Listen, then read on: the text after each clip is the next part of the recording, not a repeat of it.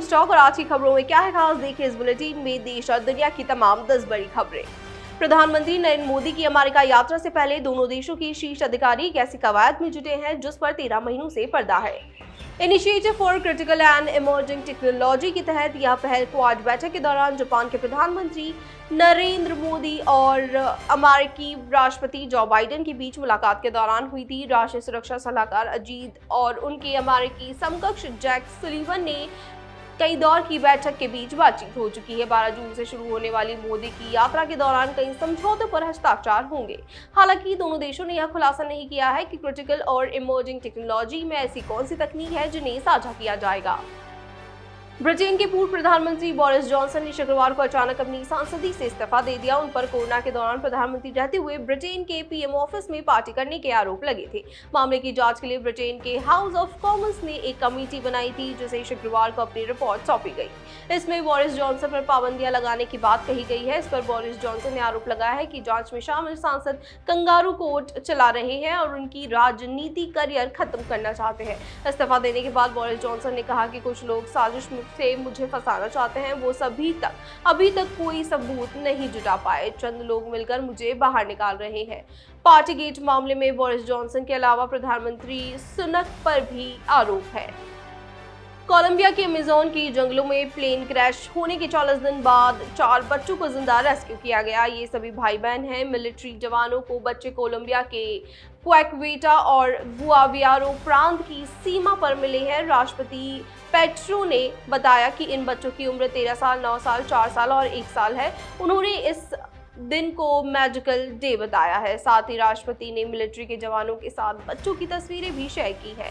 सभी बच्चों को जरूरी इलाज मुहैया करवाया जा रहा है। इसके बाद उन्हें उनके दादा दादी को सौंप दिया जाएगा। दरअसल एक 7 यात्री के साथ सेना 206 विमान कोलंबिया के एयर स्पेस में क्रैश होकर अमेज़न के जंगलों में गिर गया था। हादसे में पायलट समेत 3 लोगों की मौत हो गई थी। इसमें इन बच्चों की मां भी शामिल थी।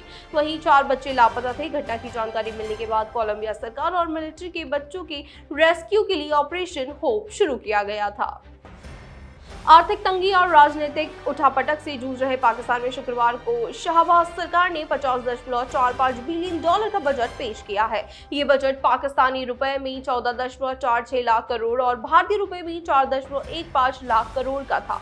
पाकिस्तानी मीडिया आउटलेट डॉन के मुताबिक ये पिछले साल की तुलना में 51% ज्यादा है। वित्त मंत्री इसाक डार ने संसद में बजट स्पीच दी। बजट में 51,000 करोड़ रुपए सेना को दिए गए हैं। बजट में पाकिस्तान का ग्रोथ टारगेट 3.5% रखा गया है, जो भारत की ग्रोथ रेट 6.5% से आधा है। बजट स्पीच के दौरान वित्त मंत्री इसाक डार ने कहा कि बजट में कोई नया टैक्स नहीं लाया गया है। उन्होंने कहा कि ये कोई चुनावी बजट नहीं है बल्कि असली इकोनॉमी पर फोकस करता है। बजट में एग्री लोन के लिए 64,000 करोड़ रुपए दिए गए हैं। जरूरी सामानों के इंपोर्ट पर कोई ड्यूटी नहीं बढ़ाई गई है।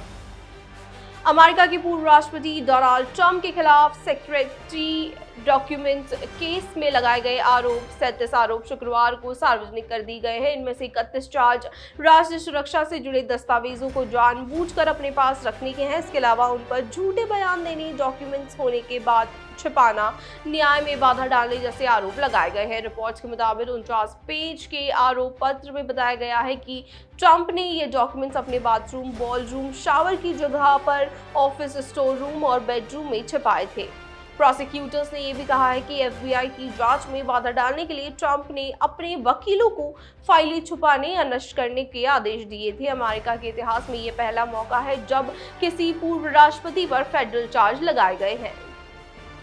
मिस्र के हरगहादा शहर के बीच पर टाइगर शार्क ने एक रूसी पर्यटक पर हमला कर दिया। इसमें 23 साल के युवक की मौत हो गई। मीडिया रिपोर्ट्स के मुताबिक इस हमले में 2 और पर्यटक घायल हुए हैं। पूरी घटना के दौरान आपको बता दें कि उस युवक के पिता सहित कई लोग मौजूद थे। मिस्र के पर्यावरण मंत्रालय ने कहा कि समुद्री तट के 74 किलोमीटर के हिस्से को बंद कर दिया गया है और इसके अलावा रेड सी में अगले 2 दिन के लिए अलगोन रिसोर्ट और सोमाबी के बीच पर तैराकी, स्नॉर्किंग और दूसरे वाटर स्पॉट्स पर भी रोक लगा दी गई है। पूरी घटना का वीडियो भी सोशल मीडिया पर वायरल हो रहा है। अधिकारियों ने बताया कि हमले के बाद शार्क को पकड़कर लैब भेज दिया गया है, जहां से जांच किए जाएगी कि उसने टूरिस्ट पर हमला क्यों किया। उसके मुताबिक आमतौर पर रेड सी कोस्टल एरिया में शार्क अटैक नहीं करती है।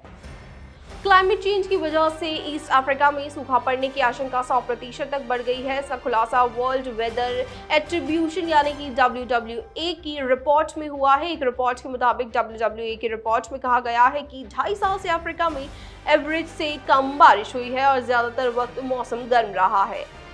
इसी की वजह से फसलें मुरझा गई हैं और जल नहीं है। कई जानवरों की भी मौत हो गई है। रिपोर्ट्स में कहा गया है कि जलवायु परिवर्तन ने दुनिया में सबसे गरीब इलाकों में से एक ईस्ट अफ्रीका को अकाल के कगार पर लाकर खड़ा कर दिया है। हॉर्न ऑफ अफ्रीका रीजन में जिबूती, ईस्ट्रिया, इथोपिया और सोमालिया जैसे देश बसे हैं, जहां हजारों लोग भूखमरी और पानी की कमी से जूझ रहे हैं। पाकिस्तान की शहजादी राय और चांदनी शाह नाम के 2 ट्रांसजेंडर पूरी दुनिया में सुर्खियों में बने हुए हैं। दोनों ने कराची महासागर निगम KMC का चुनाव जीता है। पाकिस्तान में ऐसा पहली बार हुआ है जब किसी ट्रांसजेंडर को इस पोस्ट तक पहुंचा देखा गया हो। दोनों ने शपथ ग्रहण के बाद उन्होंने दुनिया भर से बधाई मिल रही है। ट्विटर जल्द ही अपने प्लेटफॉर्म पर वेरीफाइड अकाउंट्स क्रिएटर्स को पे करना शुरू करेगी। जी हां, कंपनी के मालिक एलन मास्क ने शनिवार को ट्वीट कर इसकी अनाउंसमेंट की है। एलन मास्क ने ट्वीट में कहा, ट्विटर कुछ हफ्तों में क्रिएटर्स के रिप्लाई में दिखाए जाने वाले एड्स के लिए उन्हें पेमेंट करना शुरू कर देगा।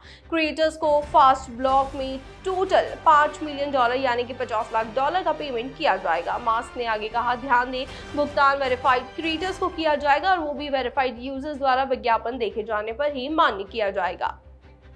इसी के साथ आज की खबरों में बस इतना ही। देश और दुनिया की तमाम बड़ी खबरें जानने के लिए जुड़े रहिए न्यूज़ टॉक के साथ।